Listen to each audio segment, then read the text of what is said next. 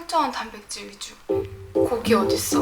나 왜 힘든 거 하는 것도 딱히 없는데 왜 이렇게 체력이 약할까? 그 의문이 풀린 거죠. 18시간 정도 공복 상태를 힘들지가 않아요. 일단 좋다.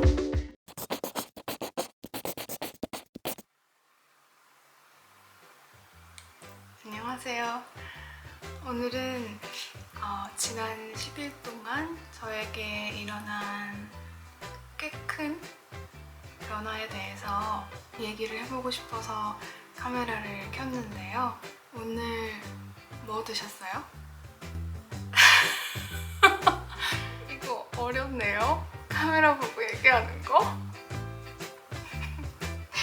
그래서 하고 싶은 말이 뭐냐면 탄수화물의 중요성 그리고 채식 위주의 식단에 대해서 지난 열흘 동안 제가 느꼈던 점들을 좀 공유해보고 싶었어요. 우선 그동안의 식습관에 대해서 얘기를 먼저 해보면 좋을 것 같은데, 지금까지 제가 4개의 브이로그 영상을 올렸잖아요. 그 영상들 보시면 제가 집에서 요리해 먹는 거 되게 좋아하고 약속이 있거나 특별하게 먹고 싶었던 음식이 있지 않는 한 굳이 외식을 하지는 않는 편이에요. 영양 성분을 기준으로 보면 철저한 단백질 위주. 야채를 안 먹은 건 아닌데 샐러드를 먹어도 고기 있는 샐러드 무조건.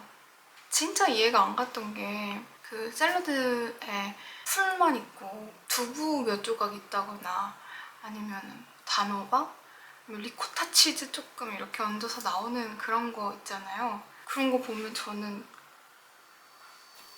고기 어딨어? 허무스 추가해서 먹는 거 그런 걸로는 성에도 안 찼어요. 딱지색. 누가 좋아하는 음식이 뭐냐라고 물어보면 삼겹살, 닭발, 양고기 좋아하고요. 곱창, 그리고 국물 요리, 뭐 쌀국수, 라멘, 순댓국, 내장탕 이런 거. 근데 또 순댓국을 먹어도 밥 이렇게 부어서 말아 먹는 게 아니라 국물이랑 건더기 떠먹으면서 밥을 그냥 이렇게 위에만 훑어서 먹는 그런 정도? 쌀 없이도 너무 잘 살아왔어요. 그리고 이제 제가 20대 초반? 중반? 그리고 지금 30대 초반까지 혼자 사는 기간이 있어 왔는데 그 기간 동안 쌀을 제 집에서 찾아보기 힘들 정도로 밥을 잘 안 먹었어요. 먹고 싶은 생각도 잘 안 들었고, 왜 한국인은 밥심으로 산다고 하잖아요. 근데 저는 밥 없이도 잘 살아왔거든요. 그리고 또 하나 특징이라고 하면 설탕, 디저트, 뭐 음료수 이런 거는 거의 먹는 일이 없는데 대신 저는 그 설탕을 다른 걸로 채웠죠. 알코올, 고기, 커피. 근데 저 뭐 되게 나름 건강하게 먹는다고 생각하고 살았거든요. 먹는 음식 가지고 스트레스를 받는다거나 그런 것도 없었고, 뭐 제가 뭐 모델 할 거 아니니까 맛있는 거 많이 먹으면서 건강하게 살자 그러다가 식습관을 조금 바꿔봐야겠다라고 생각하는 계기가 있었는데요. 우선은 소화가 잘 안 되더라고요. 역류성 식도염이 일주일 이상 지속되는 경우도 여러 차례 생겼고 자꾸 그렇게 소화가 안 되니까 제 손으로 소화제를 사서 먹는 일도 생기고 그러더라고요. 일본에서 유명한 소화제라고 해서 이거 소개시켜드려야겠다. 이거거든요. 제 손으로 직접 직구해서 사서 이거 한 통은 이미 좋게 다 먹었고 2통째인데 이거 이렇게 그냥 한 포씩 물에 타서 먹는 거거든요. 이런 거에 슬슬 막 의존하게 된다는 생각이 들 정도로 조금 안 좋아진다는 거를 급격하게 자주 느꼈고, 이날은 제가 가장 최근 마지막으로 고기를 먹은 날인데요.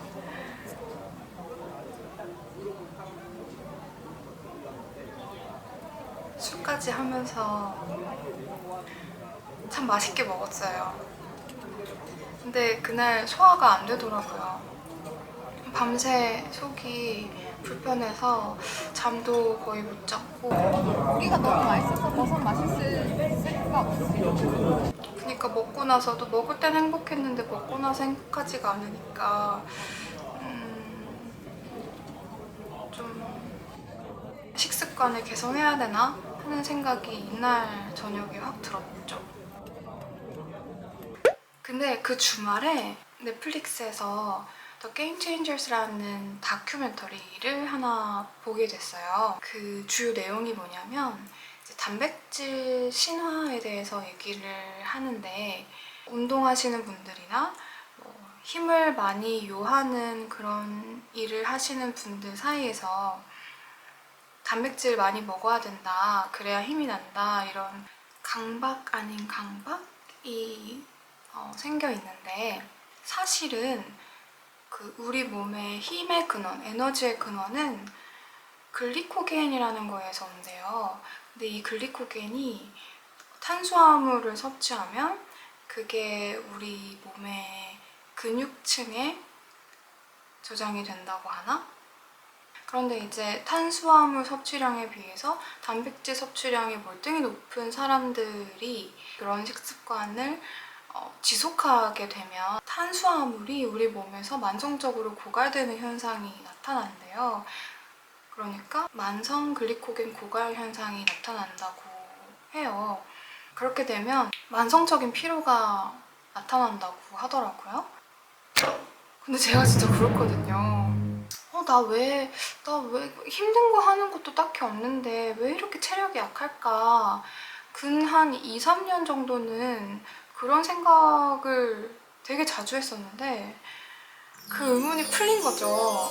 그리고 또 제가 한 책을 봤는데 그 책에서는 후성 유전학이라는 개념을 소개하더라고요. 인간이 질병 유전자를 가지고 태어나면 그거는 바꿀 수 없는 거다라고 인식을 해왔었다면, 그렇지 않다. 유전자가 환경과 이 책에서는 인간의 의지 그리고 마음에 의해서 충분히 바뀔 수 있다. 바뀐다는 게 사실 유전자 정보가 변형된다는 게 아니라 스위치를 온오프 하듯이 그것이 발현되느냐 발현되지 않느냐를 조절할 수 있다라고 주장하는 그런 과학계의 이론이라고 하는데요. 그 개념을 토대로 그 책에서는 인간 신체의 자연 치유 능력에 대해서 말을 하더라고요. 우선 중요한 건 식습관이 중요하다. 그 책에서는 생채식을 주장을 했어요. 그래서 생채식을 하면 우리 몸에 뭐 혈관이 청소가 되면서 뭔가 안 좋았던 게 있다면 어느 정도 선까지는 회복이 될 수 있다라고 하더라고요. 해봐야겠다고 생각이 드는 거죠. 우선은 그 영상을 보고 나서 내가 탄수화물을 너무 안 먹나? 그래서 만성적으로 좀 피곤한가? 그 책을 보고 나서는 그래, 지금까지 마셔온 술과 기름진 음식들, 그것들을 다 받아서 열심히 일해주느라 고생한 제 장기들 회복할 시간을 줘야 하지 않나. 그래서 한번 해보면 어떨까 하는 생각이 들었어요. 식단을 짜봤는데 철저한 비건식으로 하려면 뭐 우유나 생선 이런 것도 다 끊어야 된대요. 제가 뭐 그렇게까지 할 건 아니니까 그래도 최대한 채식 위주로 식단을 좀 구성을 했어요. 그리고 식물성 단백질을 충분히 넣되 탄수화물 섭취량 대비 과하지 않게 뭐 아침에는 사과랑 당근을 갈아서 그래도 저는 위가 안 좋으니까 아 같은 거 좀 더 추가해서 갈아서 거기에다가 채소 분말을 하나 샀거든요. 그 채소 분말을 넣고 아마씨랑 치아시드 그리고 올리브 오일까지 넣고 갈아서 마셔줘요. 이날은 올리브유를 넣는 걸 까먹어가지고 뒤늦게 넣고 섞어서 마셨는데 그래도 부족하면은 뭐 생야채나 토마토 뭐 이런 거 조금 더 곁들여서 먹고 그렇게 하면 아침은 끝이고요. 원래 아침에도 마라탕 끓여 먹고 쌀국수 끓여 먹고 했던 제 모습에 비하면 아주 개선된 식단이죠. 그리고 이제 점심에는 샐러드 양 넉넉히 해서 잎채소랑 뿌리채소 섞어가지고 견과류 조금 넣어서 골고루 만들어 먹고 거기다가 사실 샐러드는 반찬이고요. 메인은 현미밥인데 검정 현미랑 찰현미 저는 썼고요. 찰현미랑 귀리 섞어서 밥을 지어가지고 거기에다가 낫또랑 아보카도 섞어서 비빔밥 만들어서 구운 김을 싸서 먹어요. 근데 구운 김 너무 맛있더라고요. 샐러드에 드레싱 특별하게 하지 않고도 오일에 소금, 후추 그렇게만 뿌리고도 김 싸서 먹으면 생각보다 되게 맛있더라고요. 또 밥이랑 같이 이렇게 해서 먹으니까. 중요한 건 저녁인데 점심 먹고 나면 1시 그리고 1시 이후로 회사에서 다시 이제 일하다 보면은 원래는 한 3, 4시쯤 되면은 또 막 배가 고파가지고 뭘 꼭 주섬주섬 먹었거든요. 근데 배가 하나도 안 고픈 거예요. 지금까지 열흘 동안 저녁을 먹은 적이 딱 한 번밖에 없어요. 그것도 그냥 두유에다가 미숫가루 타가지고 그렇게 되니까 자연스럽게 1시 이후로 다음날 아침 7시 반까지 18시간 정도 공복 상태를 유지하게 되더라고요. 괜찮았어요. 제일 중요한 게 힘들지가 않아요. 지난 2달 정도는 이제 유튜브를 시작하면서 노래를 한다거나 영상을 편집해야 되니까 집에 와서도 일을 하기는 했었는데 보통은 퇴근하고 집에 오면은 저 힘들어서 뭐 잘 못하는 편이거든요. 근데 오늘은 퇴근하고 와서 지금 이렇게 찍고 있는 건데 힘들지가 않아요. 정확히 사실 뭐 때문인지는 모르겠지만 근 10일 동안 제 몸에서 변화가 일어나고 있는 것 같아요. 또 이게 힘들거나 괴롭거나 그러지 않으니까 앞으로도 어렵지 않게 지속할 수 있지 않을까 싶어요. 부작용이라고 한다면 머리가 좀 이렇게 띵한 그런 느낌이 한 오후쯤 되면은 잠깐 들기는 했었어요. 평소에 먹던 고기 양에 비해서 월등히 철분 섭취량이 떨어져서인지 뭔지는 모르겠지만 두통이 오면 죽염을 좀 먹었더니 괜찮아지더라고요. 10일차 소감이라고 한다면 일단 좋다.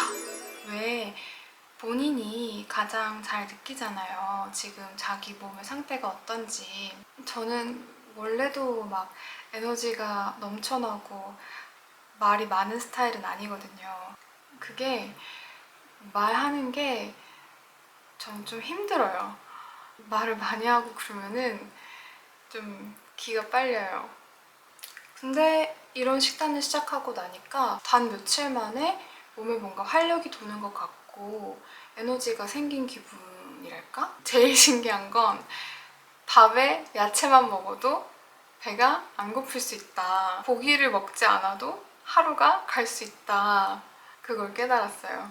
혹시 저처럼 평소에 밥 잘 안 드시고 단백질에 치우친 식사를 하고 계시는 분들, 그런 분들 중에 늘 피곤한데 왜 피곤한지도 잘 모르겠다 하시는 분들, 그리고 한 번쯤 나를 위해서 수고해주고 있는 이 내 몸속 장기들과 혈관을 막고 있는 안 좋은 물질들을 좀 이렇게 청소해서 건강해지고 싶다 하시는 분들 있다면 제 경험을 참고해서 한번 시도해보셔도 좋을 것 같아요. 제가 나 채식주의자가 되겠다 이렇게 선언하는 거는 아니고요. 또 사회생활 하면서 이렇게 뭐 자기만의 식단 그런 거 지키는 거 쉽지 않잖아요. 그리고 세상에 맛있는 음식이 얼마나 많은데 이렇게 유지를 하다가도 뭐 한두 달에 한 번쯤은 그렇게 좋아하던 삼겹살 챙겨 먹지 않을까. 그래도 이제 저는 이렇게 먹는 게 저의 원래 식습관이다 생각하고 한두 번 외식하고 고기나 뭐 기름진 거 먹었다고 하더라도 다시 이 기본값으로 돌아와서 건강하게 먹는 식단을 유지하면서 살아보려고요. 사실 메뉴도 매번 똑같으면 질리고 또 지루하니까 매일 매 끼마다 메뉴 바꿔가면서 먹어야 하는 스타일이었거든요. 비건 레시피 많이 나와 있잖아요. 다양하게 참고해서 좀 틈틈이 만들어 먹어야겠어요. 또 뭐 그러면서 요리법도 배우고 식문화에 대한 식견도 넓히고 뭐 좋지 않을까요?